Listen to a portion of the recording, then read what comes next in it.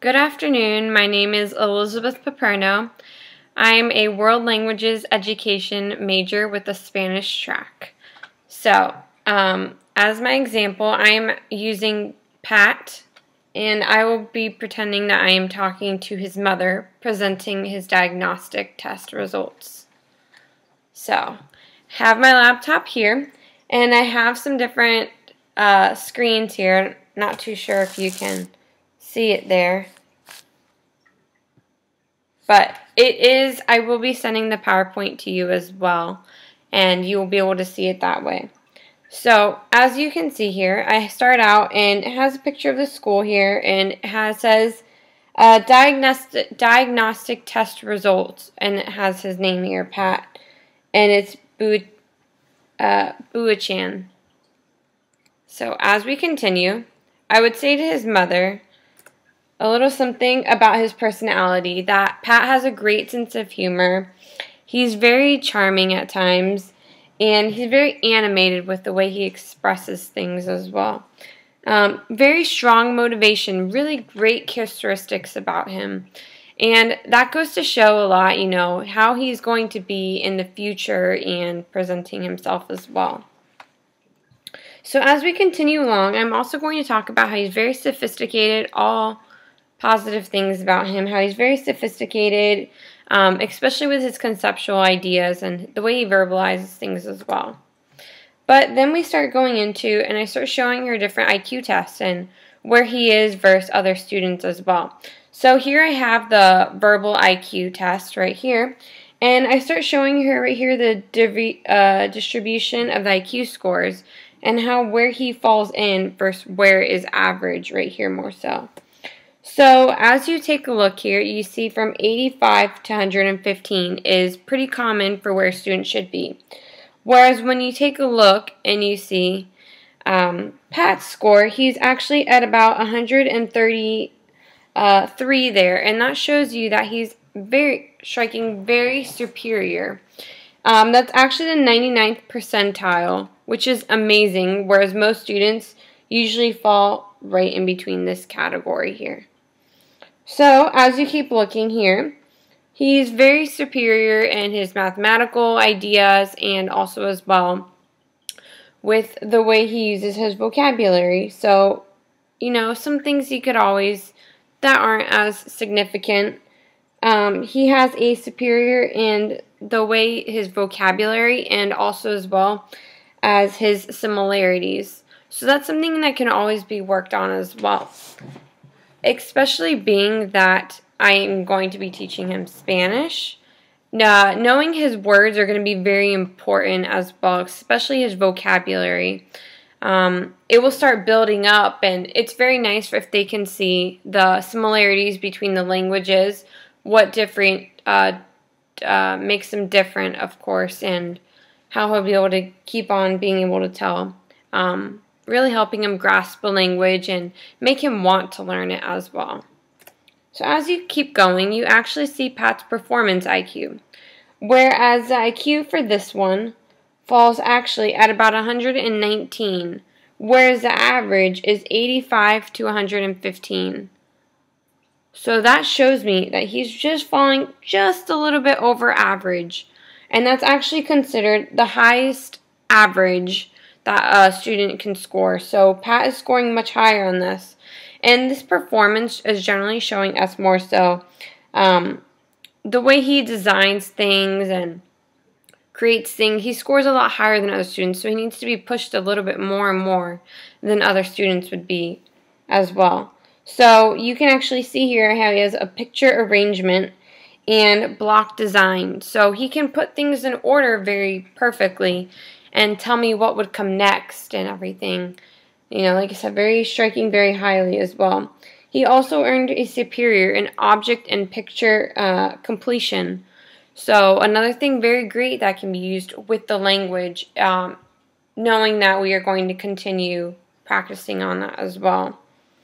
Especially with the Spanish culture, we're always drawing pictures, so that way we can associate the vocabulary along with the picture, and it comes into his mind engraved there perfectly.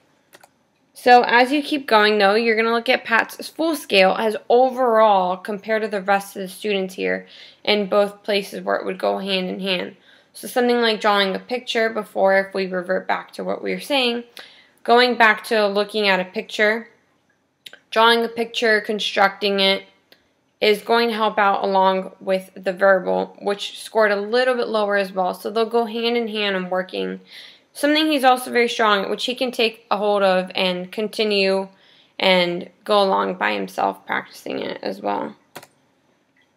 So right here, like I said, you can see here, 85 to 115 is more so the average IQ, whereas Pat is scoring at about 130, which means it's very, very superior here. So above the average, he's going to need to be pushed a lot more. I can see sometimes that as he's continuing throughout class, he gets a little bored sometimes, and that can always be an issue as well, whereas most people don't like to think that's an issue. It can be an issue. He starts to fall behind. He's not interested. He needs to be pushed a little bit more, of course, being that he's in the higher IQ. So he's actually in the 98th percentile for his classmates in his age range as well. So as you continue, I have noticed a lot of Pat's interest, which I'm going to accommodate into the classroom as well. I noticed Pat is very interested in theater, especially with the backgrounds and making different pictures and everything as well. Also as well that he's in the percussion in the school band, which is going to come really in handy as well as we continue throughout the classroom as well, being that we are a Spanish classroom, using the different Spanish music, and Pat can really come into play and helping us out as well. So also, like I said, he can become bored in a traditional classroom, whereas Spanish is a lot different. We have language. He can constantly being pushed and helping me create maybe new ideas, maybe make a little band and everything as well. So here's where we start talking about his accommodations on things we can do for him. So Pat will have the opportunity as well, like I said, to construct, make different songs for us so he can use his abilities and use his percussion. So I can have maracas in class and he can play them for the students and they can all join along together and help make beats. And that will actually help other students as well who may be falling behind. But for him, for Pat, it will be pushing him a lot more as well. So that's one thing we can use, which was actually said by the Department of Education. It was found in Ohio, so that study was over there. Pat will also have the opportunity to create pictures, like I had said before. Make pictures. It can be of an object, a word, a letter, anything to associate with one another. I did notice Pat is a little bit shyer within the class, and he doesn't like to do, he starts to fall behind. He starts to fall behind a little bit, though, when he has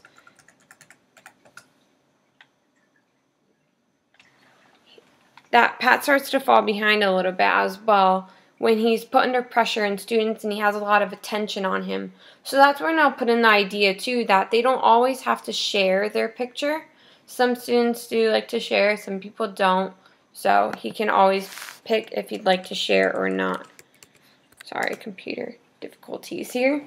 And then also as well, I'll also give Pat the opportunity to brainstorm different ideas. So when I ask a question like, why is the alphabet important for us to learn, he can accommodate both as to, think of ideas, brainstorm, why would it be important, compare, contrast. And this is actually Bloom's taxonomy. So I'll have him thinking in the higher order here so that he's being pushed a lot more as well. So those are different things that can help him too, since he is highly gifted and he has a lot of abilities of things he likes to do. He was telling me as well that, Pat likes to, during the summer, he'll work on a farm, work on machinery, which is a lot of that building and investigating and constantly working on as well. And that he wants to pursue vocational studies as well, which is something really excellent. We can always help him find it. It's something very demanding as well. But like I said, Pat, he can do anything he sets his mind to. He's a very motivational student, very intelligent, made the honor roll multiple times already at this point, and he can do anything he sets his mind to. So as long as we keep him, at a little bit more structured and enrich his abilities there, keep him out of more so the traditional schooling, I think he'll be able to get very far. So, with these accommodations, we can definitely work with Pat and help him find something perfect. Okay, so I'll be sending the email as well of the PowerPoint too, so it's a little bit clearer to see. I know it's not too clear to see there. And thank you very much, though, and that was my presentation with Pat, which was a gifted student. Thank you.